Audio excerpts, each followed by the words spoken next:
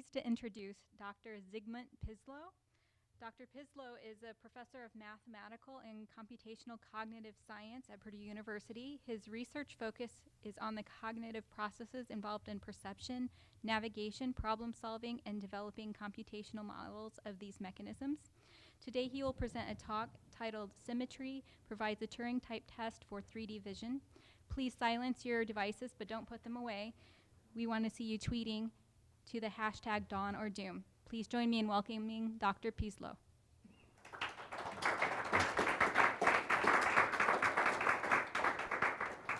Thank you. So, the context of this conference suggests to us to ask some questions like whether robots will be smarter than we are, whether they will be smarter soon or ever, and can robots even hope to be smarter than we are? If we want to answer this question, we must first find a way to determine whether robots actually have minds, and if they do, what's in them. I would like to point out that a robot cannot produce what looks like smart behaviors if it has no mind. Having mind, in my view, means at the very least that one keeps and uses a representation of the external environment and events. I don't have time to explain why I think so, but this is one of my assumptions. So, can robots be intelligent? This is one of the oldest questions in artificial intelligence, which started like 60 years ago.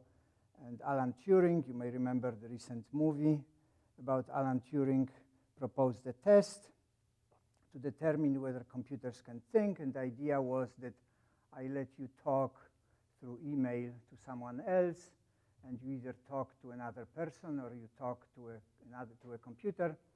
And if you cannot tell the difference which is which, then we could conclude that the computer is like a person, that the computer is intelligent. This is a simple version of what he described, but this test has been taken quite seriously. How good is this test? In 1980, a number of people were criticizing this test, but one of the perhaps most influential was Searle's criticism. He used what he called Chinese room argument, which goes like this. Assume that you are in the room, you don't know any Chinese, but you know English. You have some English rules for manipulating Chinese symbols, and someone brings text written in Chinese to the room, then you use your rules of translation or rules of how you actually manipulate symbols, and then you return the response. And for Chinese person outside, they may have an impression that you actually understand Chinese when in fact you don't. So the point of Searle's argument was just that by observing behavior, it's actually impossible to decide what's in the person's mind, and in particular whether the person understands, whether the person is intelligent. Searle actually went even further when he said that this test is not just the limitation of how the test was designed. In his view, computers will never be able to think because only biological beings will be able to think. He said that computers are made of transistors, which are physical, not neurons, which are biological. So it is pointless to even try to produce artificial intelligence, where by artificial intelligence you mean a computer which is as smart as we are. So these are two claims by Searle, and I will return to the second claim about how important is the physical stuff as opposed to biological. But first I want to examine how difficult or how easy is to say something about what's in somebody's mind by observing his behavior. So one of the classical examples is like this. We have tests in experimental psychology where I can verify how well you can discriminate, how well you can tell apart different colors. And I can, for example, determine whether one person can tell colors apart better than another person. We know how to do it. However, no one, as of today, and quite possibly never, will be able to determine whether your percept when you look at the green is the same as my percept when I look at green, as opposed to perhaps my percept when I look at red. We both use the same word, green, because we learned how to associate the word green with the given patch, but we actually don't know what your percept is when you look at red and green. And no one, as of today, is actually even hoping that we will ever have a test that will be able to verify this. It is hard to detect if someone is telling the truth or not. So here are two paintings. They are painted by different artists. And if I tell you that I like one better than the other, you actually don't know whether I told you the truth or not. And it's not clear how you would verify this. I mean, you could ask me how much money I would spend, but this may or may not be related to how much was the aesthetic value of the painting for me. Take another problem. I give a student a geometry problem, say construct a triangle given its perimeter, angle at one vertex, and the length of altitude drawn from this vertex. The student does nothing for a while. Is she thinking about this problem or about the failing grade that she's going to get? By the way, this is not an easy problem. So you could think about your favorite AI system like Deep Blue or Watson, and it's not clear that those systems could even begin solving this problem. So now let's consider an example where it is not only possible, but actually easy to uncover the state of somebody's mind. Are you ready? So anyone looking at an animal like this tiger would say that he sees a symmetrical animal. In this case, mirror symmetrical. The left half and the right half of the body are identical. And we can actually be quite sure that when you look at this picture that you have in your mind a symmetrical representation of the object. We know that you perceive symmetry because the same way we could verify how well you can tell colors apart, we can now verify how well you can tell one half of the subject from another half of one half of the object from another half of the object. Sometimes I can make the halves identical, on some other case not identical, and we know how to verify this. So suddenly we actually can verify whether symmetry is in the observer's mind when the observer is presented a symmetrical object. So I'm going to try to convince you that symmetry connects physical, biological, and mental events. The cat is actually symmetrical, so symmetry exists both in biological world, animal body, and in the mental world, the observer's percept. So if we want to extend this argument to robots, which are made of physical stuff, we must show that symmetry exists in the physical world as well. And now you can remember Searle's argument that robots will never be intelligent, never be like us, because the robot, the CPU computer, is made of transistors, not neurons. And it actually, we've known for a long time that physical world is almost all about symmetry. If you take atoms and compounds, like if you take a carbon atom, which actually is a basis of organic chemistry, when it starts forming compounds, the geometrical configurations are symmetrical. In this case, you have two perfect regular tetrahedra. And in fact, carbon, because of its symmetry, can form long chains of compounds, which are essence of life. All planets and stars are symmetrical. They are spheres, they are spherical, and spherical means symmetrical because when you rotate the sphere, you obtain the same sphere. So what I'm now saying is that there is more than one type of symmetry. The cat's body is mirror symmetrical, but the planet is spherically symmetrical.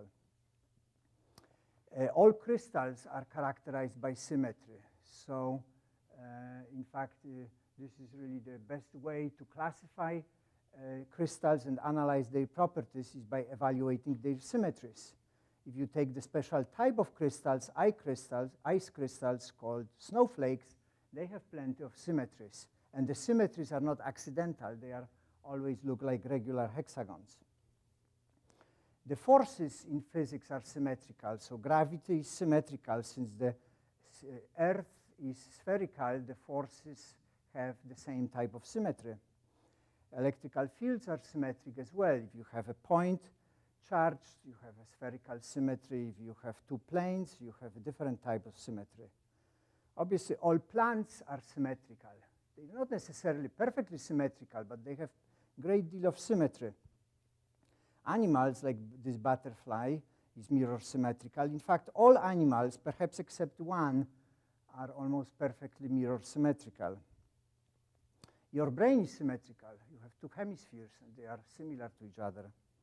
And your DNA is symmetrical too, right? There are those two very regular parts of the DNA.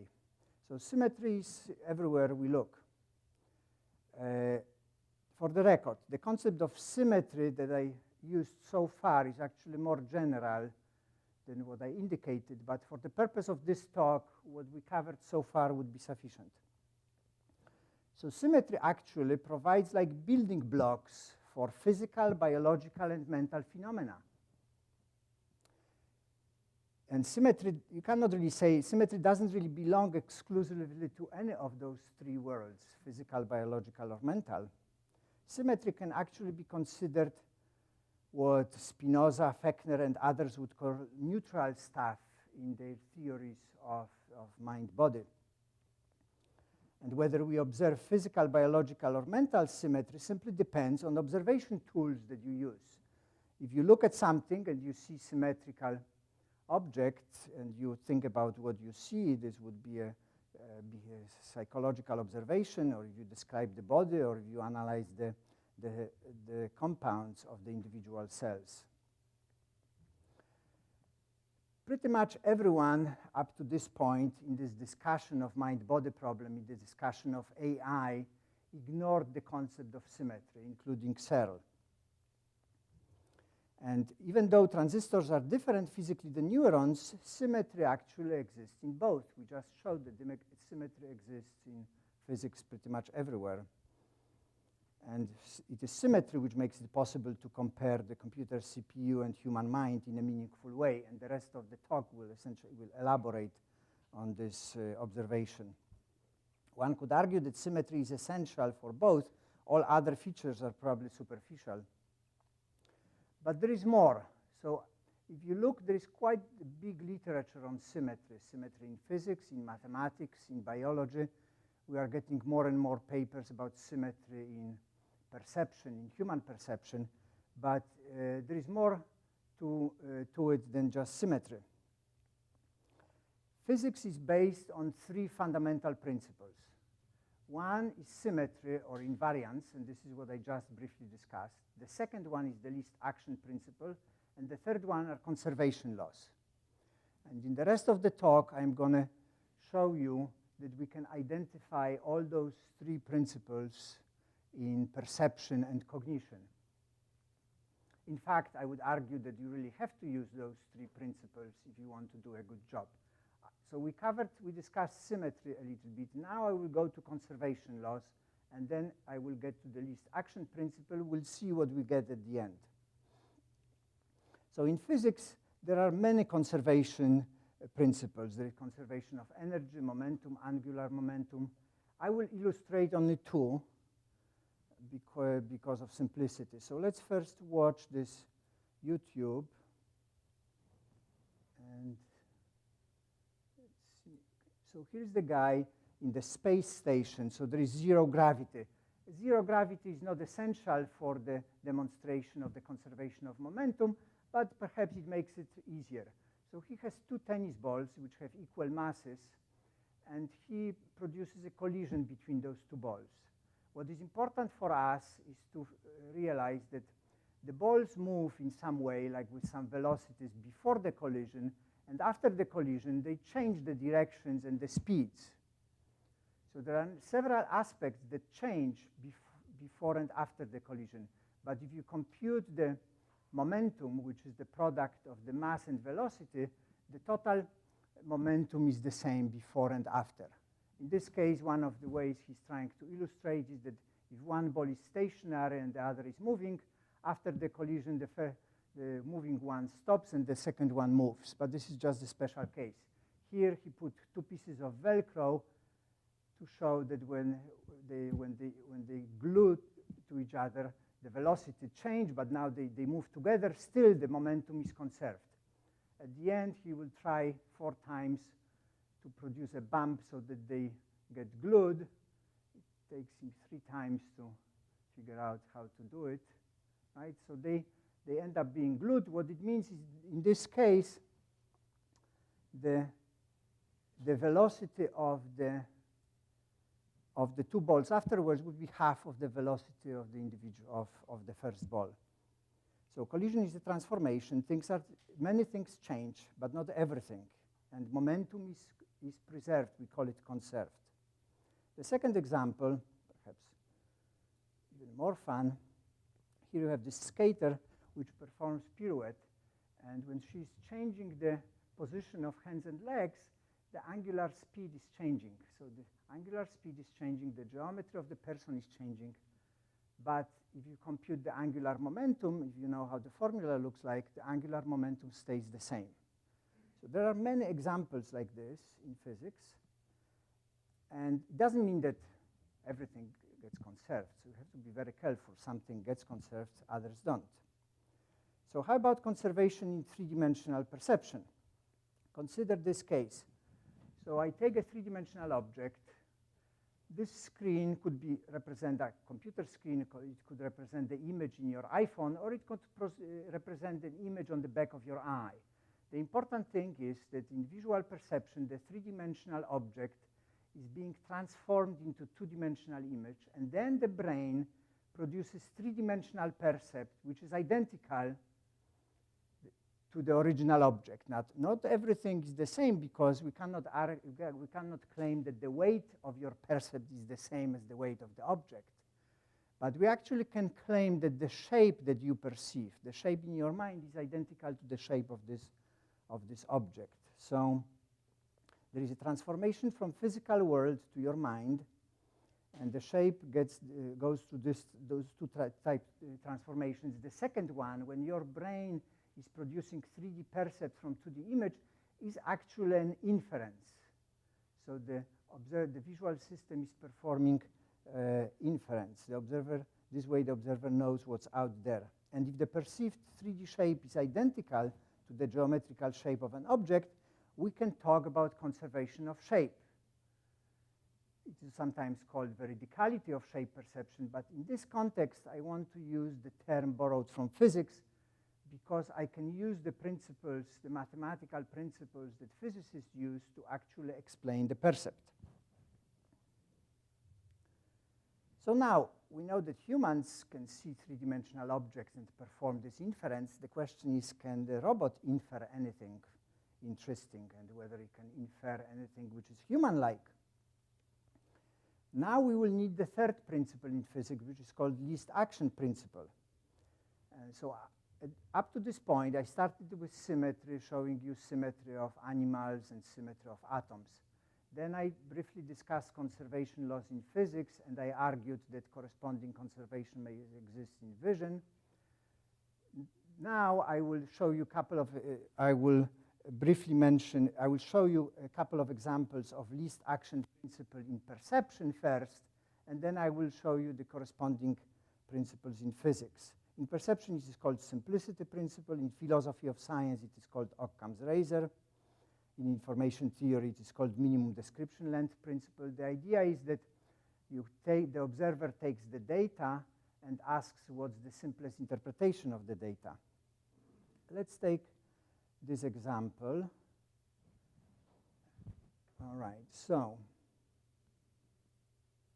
here is a picture of a chair, and when I rotate it, it's kind of nothing surprising. You see a chair.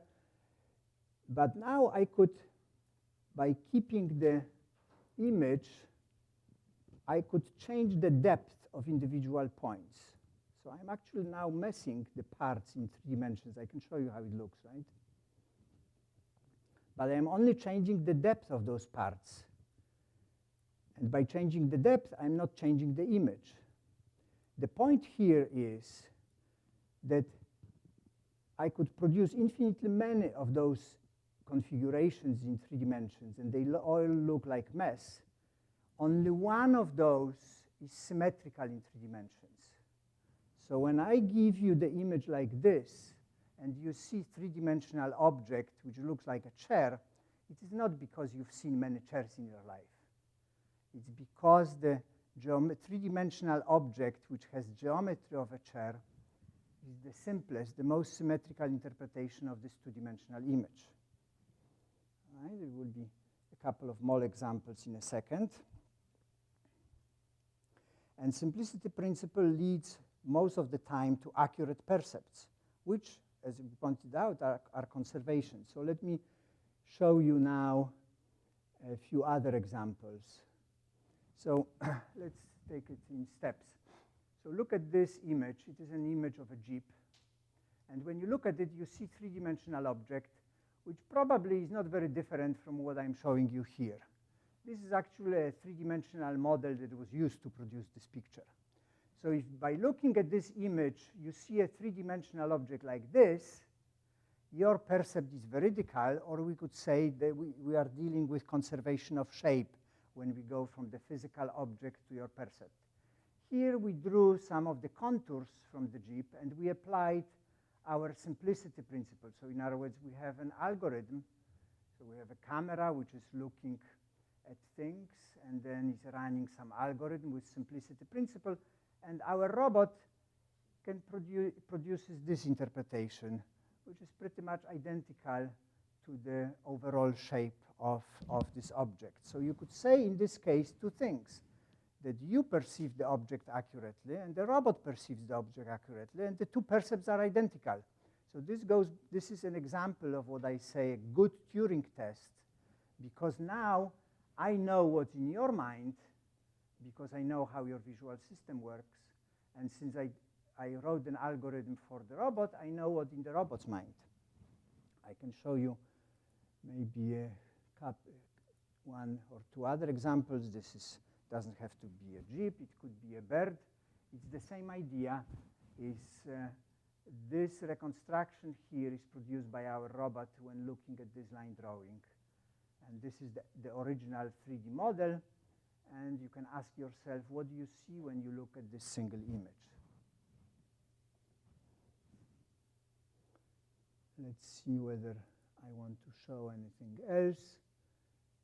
Here, it's actually, we found a praying mantis behind the psychology building. So this is the actual photo. When you look at it, you see a mantis. And we drew by hand some of the contours of the mantis. Our robot applied its algorithms using simplicity principle, and this is the robot's perception of the mantis. I bet that it is not very different from yours. All right. So you see shapes veridically, and the robot can see them as well. In both cases, veridicality is produced by the least action principle called simplicity. And simplicity principle works not only for 3-dimensional shapes, it works for 3-dimensional scenes and for most of the 3-dimensional world. So now I owe you at least a couple of examples about simplicity principle or the least action principle in physics. It's really everywhere, but I will show you only 2 examples, in optics and in electricity. In optics, I will choose the example of light refraction. So if the light is traveling from one medium to another, let's assume that this is an air and this is a glass or water, the speed of light is different in the 2 media. So the light will get refracted, it will be bent.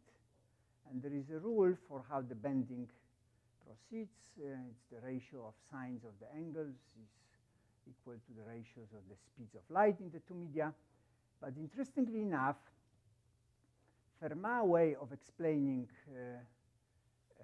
this phenomenon, light refraction, is to point out that when the light starts here and ends there, assuming that this is like a collimated beam of light or a single ray of light, the light actually, even though the light could choose infinitely many trajectories. It could actually go all over the place and come here. It could actually perhaps go along the straight line, but it doesn't. It goes along this line, which is not a straight line, because this trajectory minimizes the total time of travel. And no matter how complex the optical medium is, Fermat principle works. The light minimizes the time of travel. There are a couple of examples where you can show that light maximizes time of travel, but in both cases it is an extremum principle.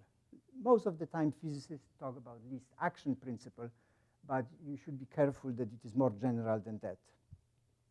Another example is the Kirchhoff's laws for circuits.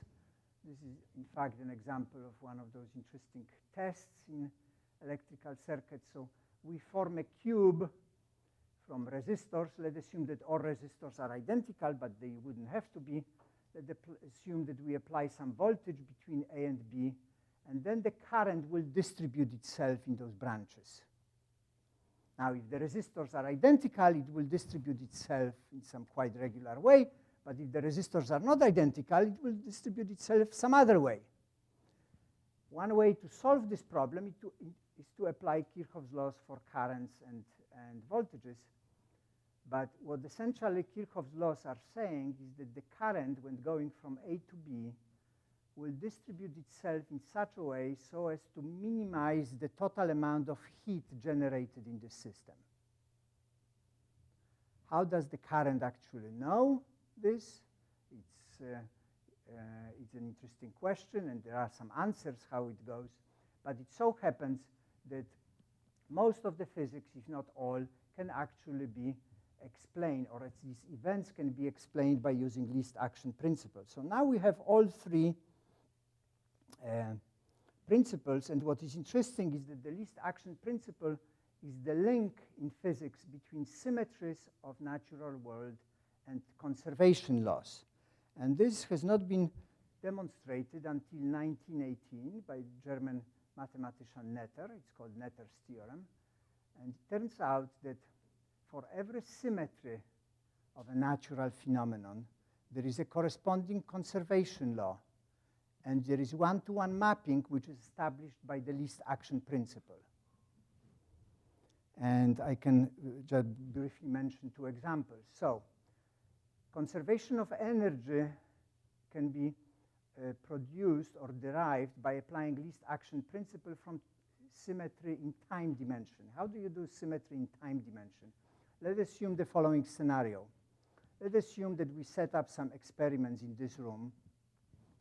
I take an object and I will drop it, and we measure the time, acceleration, and we know that the movement of bodies under the gravity is according to Newton's laws, so we know what's going to happen. There is some noise in the measurements, but approximately we know what's going to happen. If we perform the same experiment in this room tomorrow, we expect the same outcome.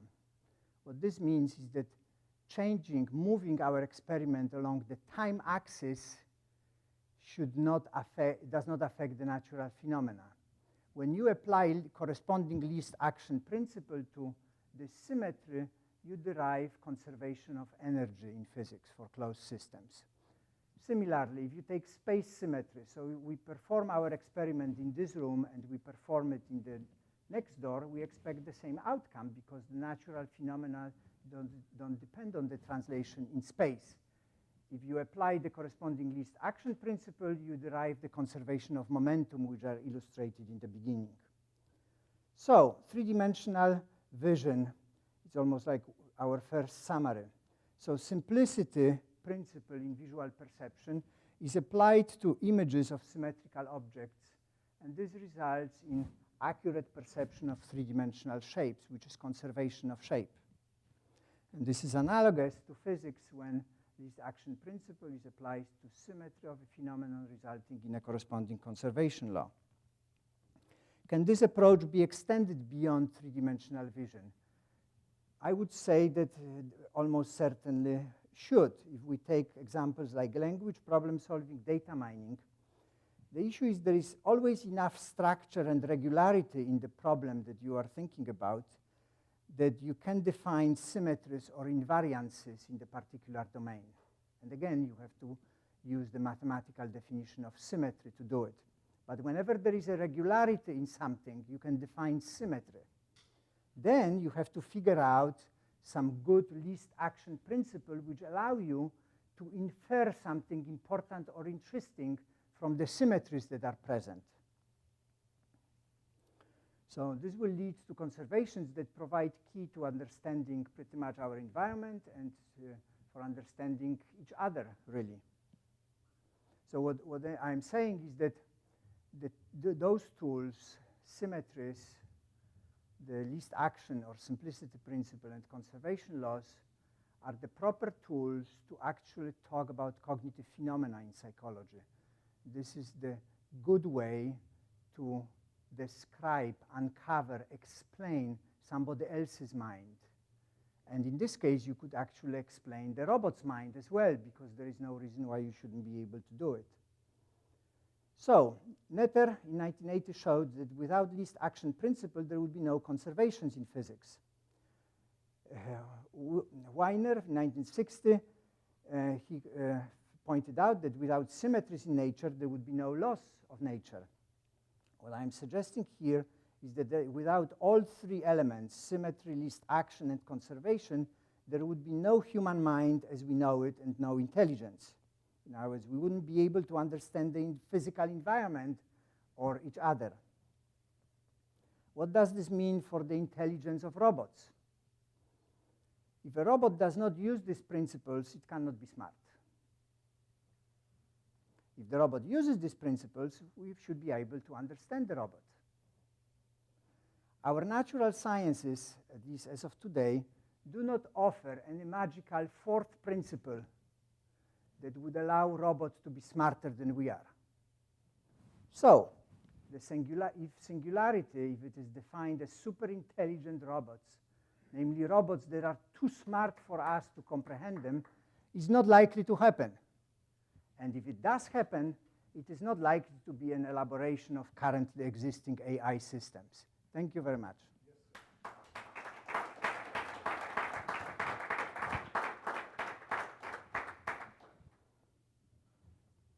Questions, comments, criticism? One of the first intelligent decisions I've heard about robotic intelligence. Thank you. Any other criticism along these lines? Well, it's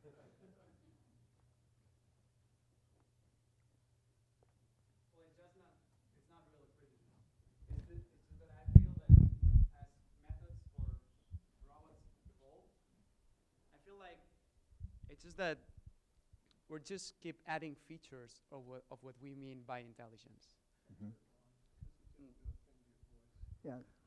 Hello? Yeah, it works. So I was wondering is there enough features so would we consider intelligence, or we just keep increasing the threshold so robots will never be considered intelligent for us? Yeah, so there are like two aspects in it.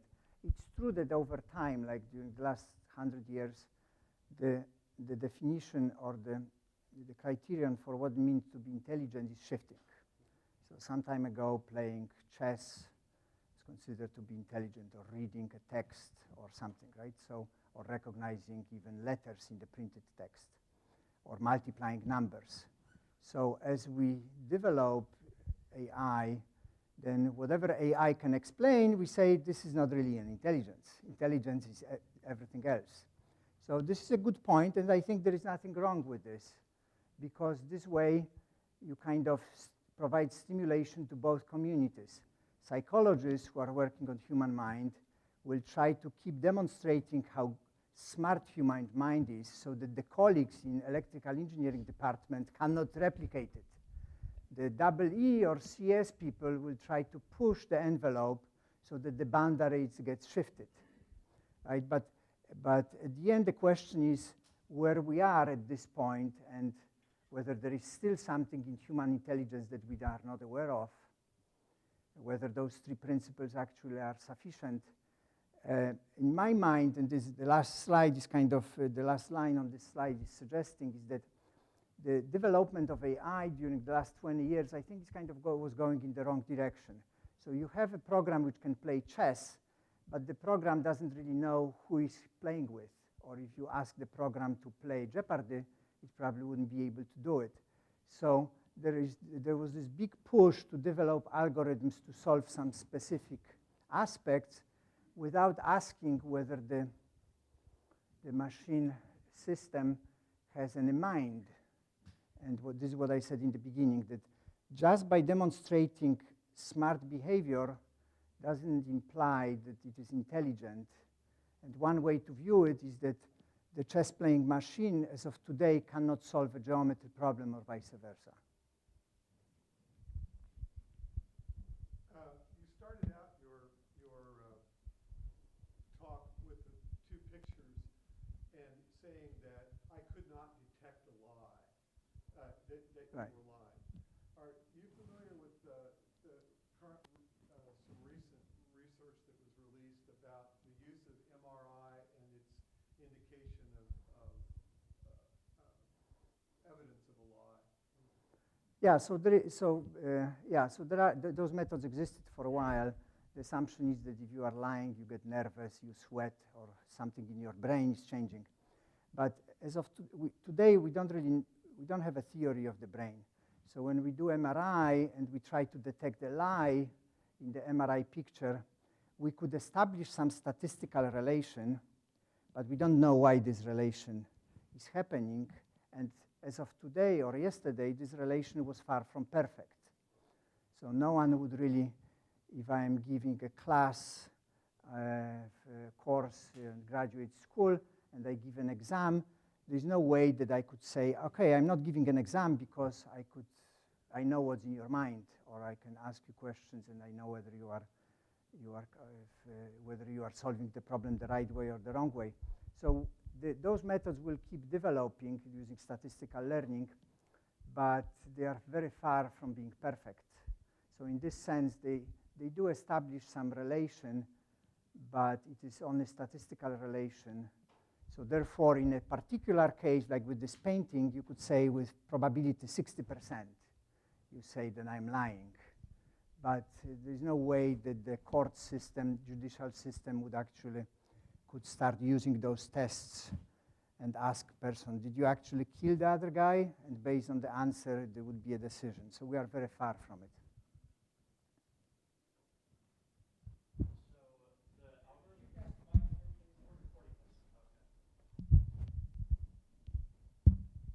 The algorithm that was used in your presentation for looking at the symmetry of the chairs and other objects like that, that algorithm was specifically for interpreting three-dimensional shapes. How would you be able to, or do you think you would be able to create an algorithm that would look at symmetry in a more broad sense of the term, as kind of our brains are able to perceive that? Yeah, so this, I did mention on one of the slides the principle which is called minimum description length principle.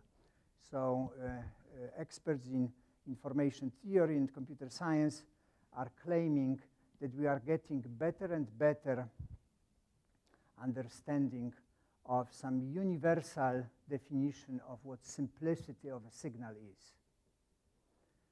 So it could be shape, it could be piece of music, it could be sentence, spoken sentence or written sentence. It so happens that nature is simpler than the data that we acquire from nature. And the claim is, and there is very good support for the claim, that when you get the data, and if you ask what's the simplest interpretation of the data, now, it is not easy because there are always infinitely many possible interpretations, but if you narrow down the interpretations, the claim is, and there is evidence, that you are likely to get the correct interpretation. So symmetry is one big element of simplicity. Perhaps symmetry can be generalized so that, in fact, it is much broader than what I mentioned. When I teach about symmetry, I tell students that one definition of symmetry is that it is self-similarity of an object or event. So if one part of something is similar, not necessarily identical to some other part, then we can talk about symmetry. But what this means is that pretty much any type of structural redundancy in object, in signal, in whatever you have, could be handled by tools of symmetry.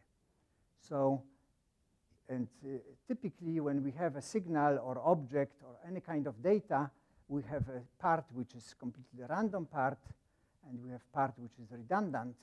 And the claim is that the redundancies in signals can be called symmetries. So the work is not finished, but there are several groups around the world which are actually going in this direction. So in industry, they're trying to not go to first principles, but they're attacking problems like image recognition and natural language processing with neural networks, with things like word-to-vec and phrase-to-vec and deep face and that kind of thing. And so their attack is very difficult to get understanding from it. You can get an answer, but the efforts in doing the reverse of those things, they've showed some images recently that sort of look like insanity. And so do you have any comments on that particular effort? And if you criticize it, then how can these attacks be brought forward to compete? Yeah, so one should be careful with very strong versions of this criticism. So the common approach in industry or in engineering when solving problems from at least massive amount of data is to apply the machine learning methods to lots of data and try to learn some regularities from it.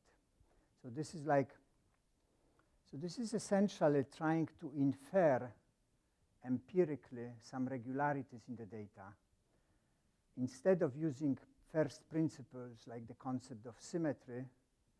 It's trying to figure out from the massive amount of data that symmetry was probably there and it was important.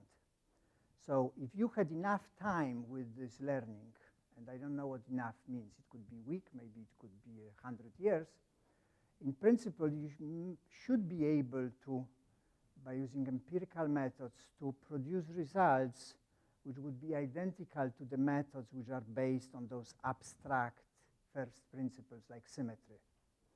Whether this is going to happen or not, it just depends on how complex the world is. So in the case, we did play with this several years ago, and we put some data in the paper that we published. So we showed to an algorithm a picture of a symmetrical object. But the picture of a symmetrical object itself is not symmetrical, because you can look at the object from different viewing directions. And the question is, how long would it take for an algorithm to be able to decide whether the picture is a picture of a symmetrical or asymmetrical object when none of the pictures were symmetrical to begin with? And this is very difficult for this brute force approach. On the other hand, if I tell you, look, I'm going to show you two-dimensional pictures of 3D objects, some of them symmetrical, some of them not, now the task for you is trivial. So my claim would be that often, maybe not always, but often using good, smart, abstract criteria, principles, priors, is much more effective than trying to learn them by brute force from the data.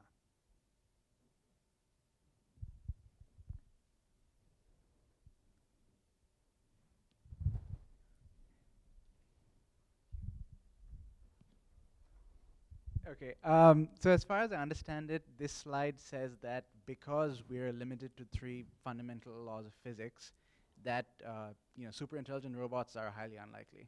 Right. But you've already said previously that these laws apply, throughout biology, in the physical world, blah blah blah.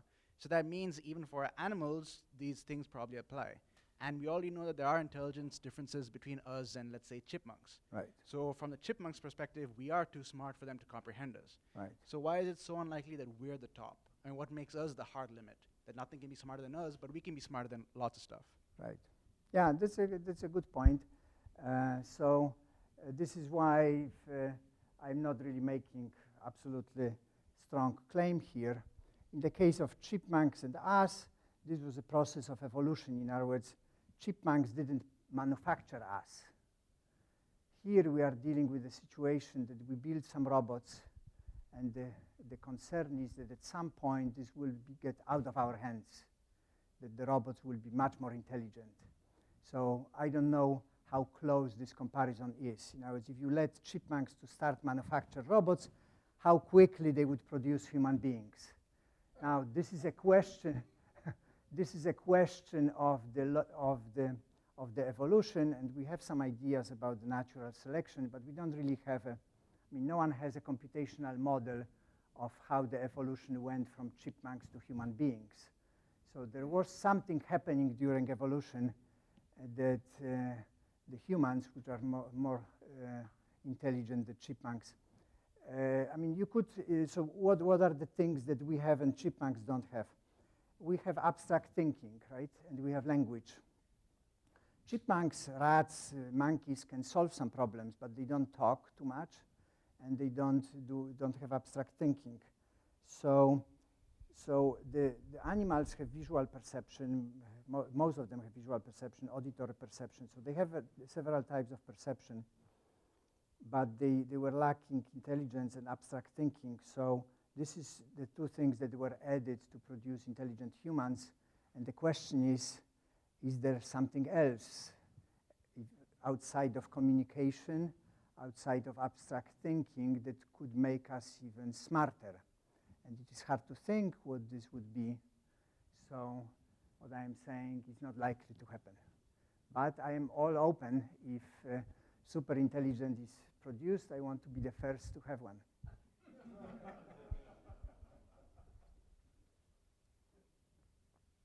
The issue is here is, rather than making strong claims about what's possible or not, I'm trying to make a claim that the current work on those machine learning methods, they are probably not going in the right direction. But it doesn't mean that other directions are not possible. Well, so based on the notion that everything we learn is based on our perception or sensors, in principle, if we build something that's able to learn from its sensors and we build into it much better sensors than we have, then in principle, it could be smarter than us. Be careful.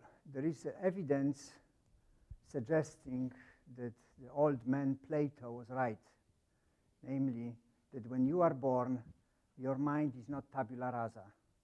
So there are some concepts that are present in the mind of a human or animal, such as symmetry.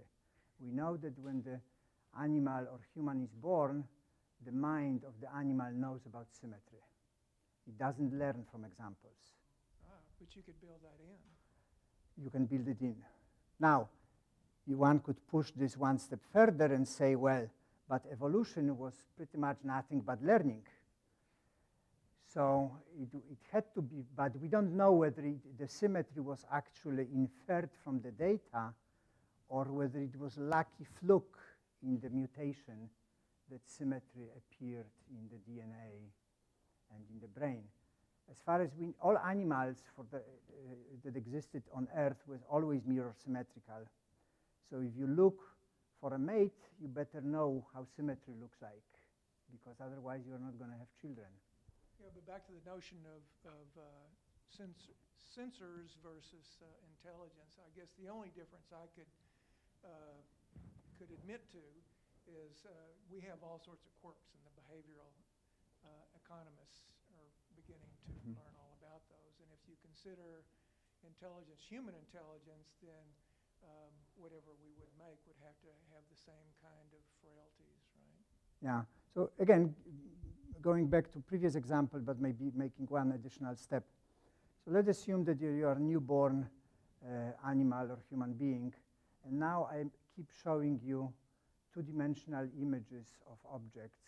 Now the objects are symmetrical, but the images are never symmetrical. So I'm giving you as data hundreds and thousands of two-dimensional asymmetrical images. How long would it take for you to make a lucky guess that the world outside is three-dimensional and full of symmetrical objects? Yeah, but if I were a robot with a sense of touch, I could manipulate it. You could manipulate it. This is one way to do it. Yeah. So this is So not everyone is giving up on extracting information from data. There is a big push, and we will see how far it can go.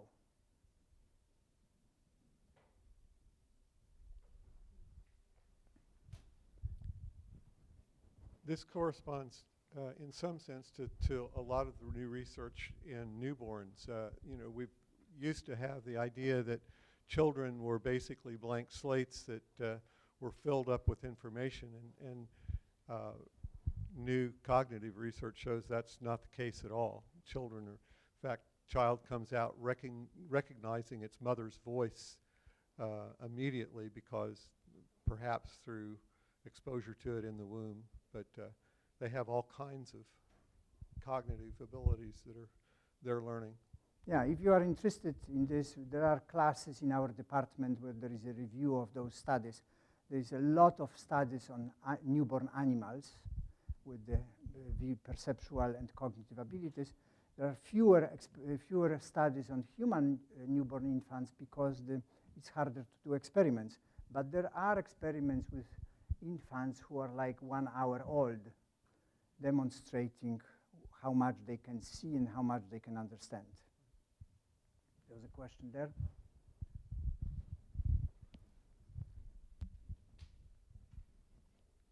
If there was an algorithm that was created that would be capable of something like abstract thought, much like humans are and no really other animals are able to do, then with increases in processing power and other abilities from that, why would that be unable to surpass anything that, let's say, humans would be able to create?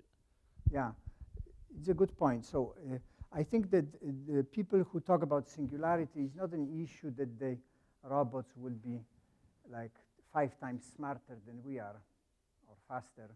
The issue is that they would be smarter in ways that we wouldn't be able to comprehend. Now, what is interesting is that the neurons in human brain are devices which are relatively slow. They perform 10 or 100 operations per second. Transistors in your laptop can perform 10 to power 9 or 10 to power 10 processors. Still, there is no computer vision system which can actually do a number of things. I mean, there are systems which can drive a car, although in every Google car there is a person sitting and watching what the computer is doing. So we are getting to the point where the speed of transistors is high enough to compensate for the massive size and complexity of the human brain. Human brain has 10 to power 11 neurons, and each neuron has 1,000 or 10,000 connections. Computers don't have this complexity. So brain is parallel but slow. Computers are fast but not parallel. But as of today, we are almost compensating the complexity by speed. So with the next 5, 10, 15 years, we could actually be seeing some interesting developments where already the Deep Blue, which is playing chess, although we don't even know how many dozen of programmers were actually fine-tuning the chess-playing algorithm, but still the speed of processing can actually compensate for the lack of intelligence. So now the question is what you are asking. So let's add the intelligence and see what happens when we put the speed on top of this. So, but this would not be trivial, because we would have to have a good grasp on what intelligence is. Perhaps this approach is a good way to handle it, but we are just beginning to work on it.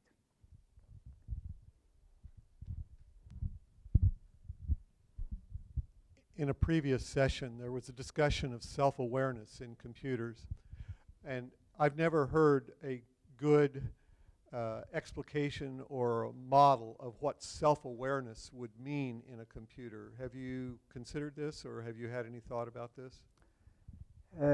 Yeah, I read about this every once in a while, but I haven't seen satisfactory criterion or a treatment. Nor have I. So there is obviously discussion. It's good that people discuss it, but it looks that at this point it is more a philosophical discussion than scientific discussion.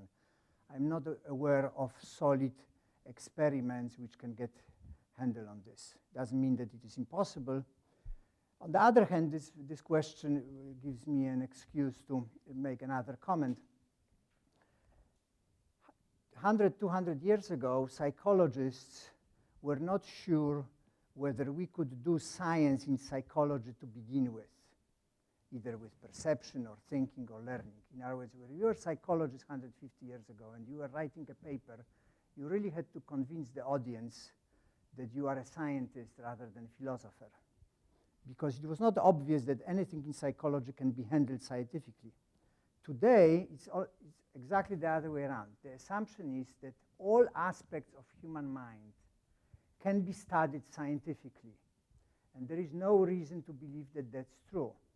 What's more likely is that some things can be studied scientifically, like visual perception, maybe problem solving, and others may not. I gave you an example with figuring out what your percept is when you look at red. And there's no experiments which can decide this. So there are mental phenomena which probably will never be part of science, simply because the system is too complex, is a black box system. We can only observe the behavior in response to the input, and there will be limit in how far we can understand it. And maybe consciousness is one of those which will be difficult to handle scientifically. So I don't work on it. I will start working on it when I know how to run good experiments. Good answer. So we are almost out of time. Thank you very much.